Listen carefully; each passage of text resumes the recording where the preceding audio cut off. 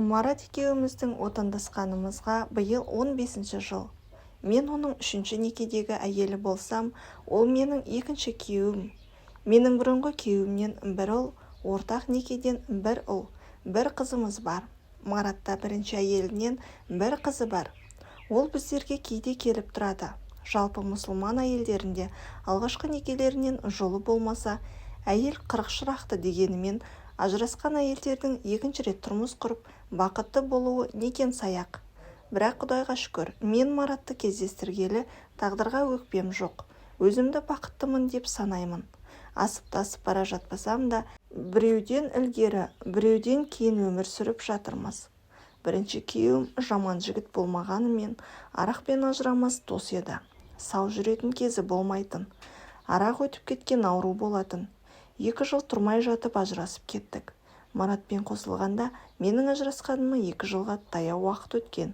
Екеумізді таныстырған Майра. Жеке өмірінде жолы болмай жүрген жігіт. Нен кетеді таныса салшы деп Майра үйінде аяқ асты таныса салғанда, соның нәтижесінде осылай әп-әсем семья құрып кетеміз деп ойлағанда жоқ едім. 2-ші кездескенде бір автобус жора жолдас тауға шықтық. Тамақ ішіп болған соң әркім 2-3-еуден бөлініп, біреулер дөп, біреулер шахмат ойнауға кіріскен.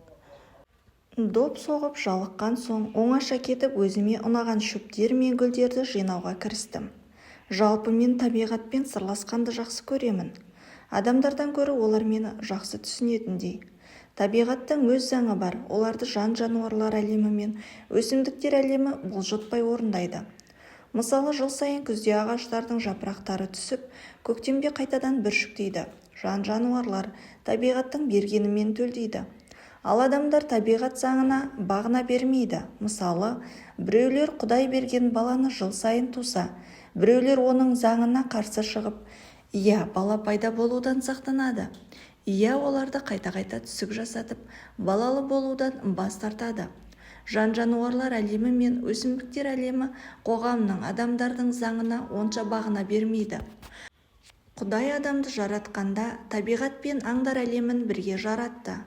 Қоғамның мүшесі адам даму үшін ол ылғи жан-жануар мен табиғаттағы өзен су өсімдіктер әлемі дала тау-таспен үнемі байланыста болуы керек деп есептеймін. Басқаны қайдам, өзім табиғат аясына шығып, тау-тасқа шықсам, немесе өзен-көлге барып шомылсам, немесе паң қарап тұрған арқарды, зулап келе жатқан қоянды, еркелеген мысықты, адамның көз қарасымен қарайтын итті көрсем, ерекше күйге түсіп дем алып қаламын. Сондай сәттерде бойыма бір күш-қуат құйылғандай болады. Мен өзімде аттарын жақсы білмейтін шөптерді қызықтап, кейбіреулерін еңкейіп иіскеп, кейбіреулерін жинап, дем алып жатқан топтан едәуір ұзап кетіппін. Кенет қойтастар арасымен жақындап қалған Маратты көрдім. Біреу жасырын санап отырған ақшамды көріп қалғандай жақтырмай, әрі ыңғайсызданып қалдым. Ол ұялып қымсынған жоқ. Қасыма емін-еркін келіп, «Жанар, оңашада қасқыр жеп қояды деп қорықпайсың ба?» деді. Мен кез келген қасқырға жем болатын тоқты емеспін дедім, ойланып та жатпастан. Әйтеуір аузыма келген алғашқы сөзді айта салдым. Өзіңнің әдейі жем болатын арнаулы қасқырларың бар ма? Мен әлі өсімдіктер әлемімен сырласып жүредім. Адамдарға қандай тамақ керек болса, өсімдіктерге де күн, құнарлы топырақ, су керек. Олардың бірі жетіспесе, оларда не тырбиып өсіп, не гүлдемей, не жеміс салмай өсетіні. Олардың тағдыры да адамдардың тағдырына ұқсас екенін ойладым. Адамдар өміріндегідей не витамин жетіспей, не тойып дұрыс тамақ ішпеген, не ата-ана мейірімін көрмей, жетімдікпен өскен тас бауыр балалар болатыны бар емес пе? Ой шырмауынан шыға алмай, оның не айтқанын естіп тұрғанын мен түсіне алмадым. Табиғат аясына шықсам, жан сарайым жарқырап, кеңіп қаламын. Мынау гүлдер мен әртүрлі шөптер де өздеріне ғашық жанды көріп қуанып, шапалақ ұрып жатқандай. Аяқ киіммен басуға аяп, жалаң аяғыммен ептеп басамын. Белей басып жоғары өрлеп, біраз биіктіктен қарамақшы ем. Марат, жүр, Жанар, анау үлкен қойтасқа шығып қайтайық деп қолын ұсынды. Бетіне қол ұстаспай-ақ шығуға болмайды ма дегенде таңдана бір қарадым да қолымды бердім. Қолдары қарулы екен.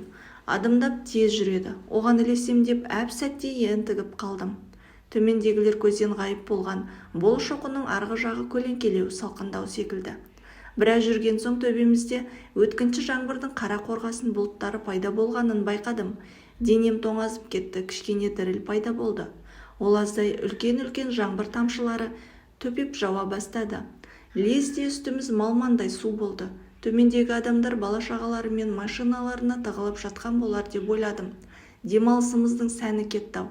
Синоптиктер жауын болмайды деп еді ғой деп қапаланып ойладым. Анау жерде үңгір бар екен, кеттік деген Маратпен қосыла жүгіргенде көз алдымызға жақын көрінген үңгір қапелімде жеткізе қоймады.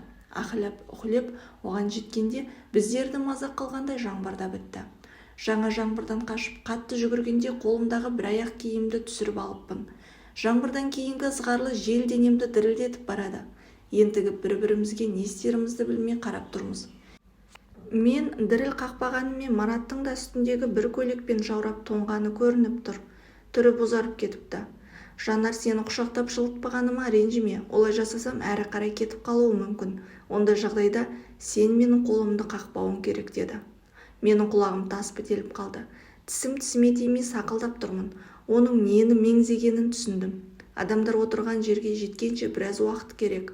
Оларда дымқыл жерді басқысы келмей, әлі машиналарынан шыққысы келмей отырған шығар. Осы демалысты ұйымдастырып жүрген Алтай осы жерге келгенде тауар алып кетсеңдер де кешкі 6:00-де осы жерге жиналыңдар деген. Оған дейін әлі қайда? Маратқа қарасам, маған сұраулы түрмен әлі көз алмастан қарап тұр екен.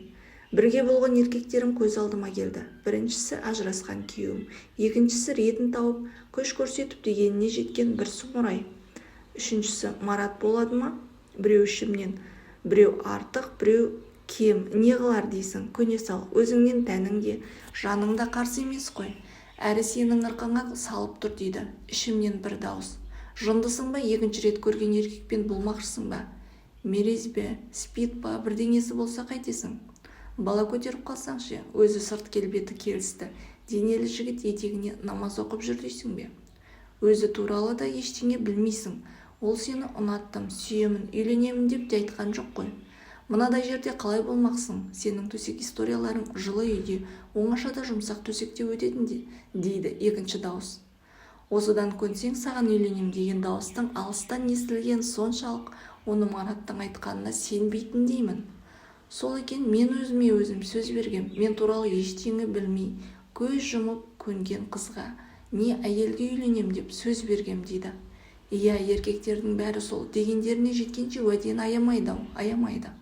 Менің үндемегенімді Марат өзінше түсінді ме, мені құшақтап алып сүйе бастады.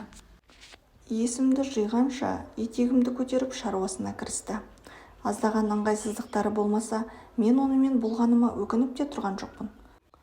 Қабылдап қалмасам жарар еді деп уайым қылған басым Мараттың қимылының өзіме ұнап, еріп бара жатқаным сондай. Қабылдасам көп болса абортқа барармын деп үлгердім. Бойыма қан жүгіріп жылындым. Оның үстіне мына қапсағай жігіттің мәдениетті әрі көңілге сыйымды әрекеттері жылы үй мен жұмсақ төсектің де жоқтығын білдірмегендей Мараттың құшағы мені ләззат тұңғиығына тартып барады. Табиғат аясында табиғаттың бір бөлшегіне айналып кеттік. Көздерім жұмулы болса да, көкте екі құстың бір-бірін қуалап, қатар ұшып ойнап жүргенін, жерде екі гүлдің басы тербеліп, бастары түйісіп сүйіскендерін көңіл көзімен көргендеймін. Жер мен көктің ортасында табиғаттың балалары, табиғат заңынан аттай алмай, соған бағынып, құмардан шығудамыз. Екеуміз де қатты шөлдеп қалыппыз. Махаббат деп аталатын екеумізге ортақ ешқандай сезім болмағанымен, екеумізде де қатты құштарлық пен сағыныш бар еді. Мен еркек құшағын сағынсам, Мараттың да көптен әйелмен болмағаны сезіледі. Екеуміздің де темпераменттеріміз шамалас екен. Төменге мен бөлек оралдым. Менен әжептәуір кеш оралған Марат менің аяқ киімнің сыңарын тауып әкеліпті. Бір жұмадан кейін Марат мені үйіне алып барып, көршілерін шақырып, Жанар енді біздің үйдің хозяйкасы болады деді. Сонда ол өзінің екі әйел жібергенін айтты. Басында біраз ыңғайсызданып жүрдім. Жиренше айтпақшы, күндіз екеу, түнде төртеу емес, бесеу, алтау болып кеткен дейміз. Бірақ біздің мінездерімізде ортақ нәрселер көп еді. Екеумізде әңгіме. өсек депті дегендерге ермейміз де, көңіл аудармаймыз да. Екеуміздің де алдыңғы некелерден аузымыз күйгеніміз бар. Ең алдымен бір-бірімізді ренжітіп алудан қорықтық. Алған тәрбиеміз, өмірге деген көзқарасымыз деңгейлес екен. Басты себеп сол болса керек. Сыйластық түбі үлкен сезімге ұласты. Ең бастысы бір-бірімізді тыңдай түсіне білдік. Әлі күнге бір-бірімізді ренжіткен емеспіз. Қосылғанда басын ашып алған мәселеміз Мараттың Жанар, бұрын қанша еркекпен болғаныңның маған қажеті жоқ, білгім де келмейді. Тек алғашқы күннен өле-өлгенше бір-бірімізге адал болуымыз керек деген сөздері менің ойымнан дәл шықты.